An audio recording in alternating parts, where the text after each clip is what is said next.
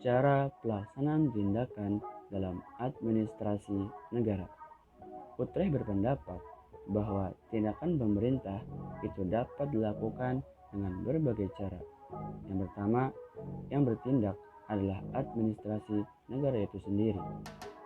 Yang kedua, yang bertindak adalah subjek hukum atau badan hukum lain yang tidak termasuk administrasi negara dan dilakukan berdasarkan sesuatu hubungan istimewa seperti badan-badan hukum yang diberi monopoli. Ketiga, yang bertindak adalah subjek hukum lain yang tidak termasuk administrasi negara yang menjalankan pekerjaan berdasarkan suatu konsensi atau izin dari pemerintah.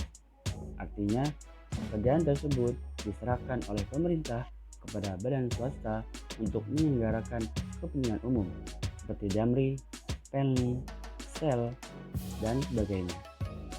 Keempat, yang bertindak ialah subjek hukum lain yang tidak termasuk administrasi negara yang diberi subsidi oleh pemerintah seperti yayasan-yayasan pendidikan. Kelima, yang bertindak adalah pemerintah bersama-sama dengan subjek hukum lain yang bukan administrasi negara, di mana kedua belah pihak tergabung dalam kerjasama, seperti Bank Industri Niaga, di mana pemerintah bukan pemegang saham, tetapi di dalam dewan direksinya ada wakil-wakil pemerintah. Keenam, yang bertindak adalah yayasan yang didirikan atau diawasi oleh pemerintah, seperti Yayasan Super Semar, Yayasan Veteran, dan sebagainya. Ketujuh, yang bertindak adalah koperasi yang didirikan atau diawasi oleh pemerintah. Terakhir, kedelapan, yang bertindak adalah perusahaan negara seperti PLN.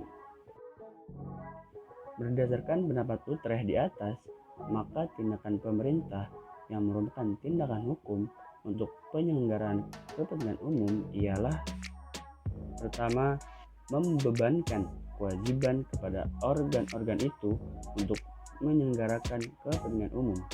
Kedua, mengeluarkan undang-undang yang bersifat melarang atau ditujukan pada tiap-tiap warga negara untuk melakukan perbuatan atau tingkah laku yang perlu demi kepentingan umum. Ketiga, perintah-perintah atau ketetapan-ketetapan yang bersifat memberi beban.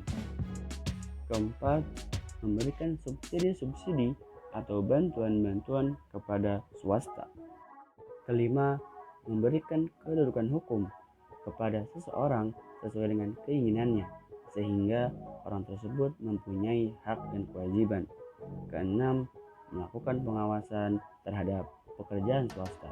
Ketujuh, bekerjasama dengan perusahaan lain dalam bentuk-bentuk yang ditentukan untuk kepentingan umum. 8. Mengadakan perjanjian dengan warga negara berdasarkan hal-hal yang diatur dalam hukum. Asas-asas umum pemerintahan yang layak. Asas-asas umum pemerintahan yang layak atau AUPL merupakan konsep terbuka yang lahir dari proses sejarah. Oleh karenanya, terdapat rumusan yang beragam. Berkenaan dengan ketetapan, AAUPL terbagi dalam dua bagian, yaitu asas yang bersifat formil dan prosedural, dan asas yang bersifat material. Asas yang bersifat formil berkenaan dengan cara-cara pengambilan keputusan, seperti asas kecermatan yang menuntut pemerintah untuk mengambil keputusan dengan persiapan yang cermat, dan asas permainan yang layak. Menurut Purbo Pranoto dan Marbun bahwa AAUPL terdiri atas 13 asas, yaitu: pertama, asas kepastian hukum. Asas ini memiliki dua aspek, yang satu lebih bersifat hukum material, yang lain bersifat formal. Kedua, asas keseimbangan. Asas ini menghendaki area keseimbangan antara hukuman jabatan dan kelalaian atau kealpaan seorang pegawai. Asas ini menghendaki pula adanya kriteria yang jelas mengenai jenis-jenis atau kualifikasi pelanggaran atau kealpaan yang dilakukan seseorang sehingga memindahkan penerapannya dalam setiap kasus yang ada, dan seiring dengan persamaan perlakuan serta sejalan dengan kepastian hukum. Ketiga, asas kesamaan dalam mengambil keputusan. Asas ini menghendaki agar badan pemerintahan mengambil tindakan yang sama atau dalam arti tidak bertentangan atas kasus-kasus yang faktanya sama. Keempat, asas bertindak cermat atau asas kecermatan. Asas ini menghendaki agar pemerintah bertindak cermat dalam melakukan berbagai aktivitas sehingga tidak menimbulkan kerugian bagi warga negara. Kelima, asas motivasi untuk setiap keputusan. Asas ini menghendaki agar setiap keputusan badan-badan pemerintahan harus mempunyai motivasi atau alasan yang cukup sebagai dasar keputusan tersebut. Keenam, asas tidak mencampur adukan kewenangan. Setiap pejabat pemerintah memiliki wewenang yang diberikan oleh peraturan perundang-undangan yang berlaku atau berdasarkan pada asas legalitas.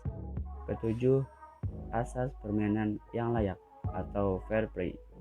Asas ini menghendaki agar warga negara diberi kesempatan yang seluas-luasnya untuk mencari kebenaran dan keadilan, serta diberi kesempatan untuk membela diri dengan memberikan argumentasi-argumentasi sebelum dijatuhkannya putusan administrasi.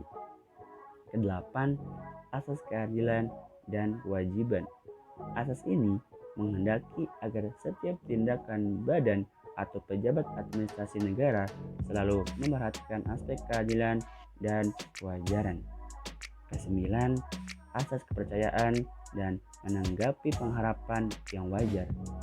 Asas ini menghendaki agar setiap tindakan yang dilakukan oleh pemerintah harus menimbulkan harapan-harapan bagi warga negara.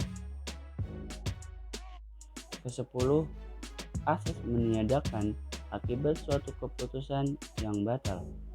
Asas ini berkaitan dengan pegawai yang dipecat dari pekerjaannya. Ke-11, asas perlindungan atas pandangan atau cara hidup pribadi.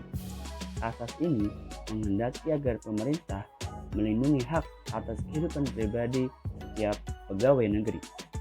Ke-12, asas kebijaksanaan.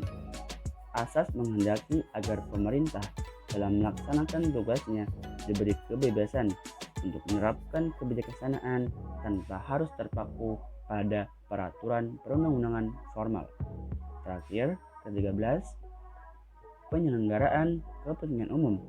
Asas ini menghendaki agar pemerintah dalam melaksanakan tugasnya selalu mengutamakan kepentingan umum, yakni kepentingan yang mencakup semua aspek kehidupan orang banyak.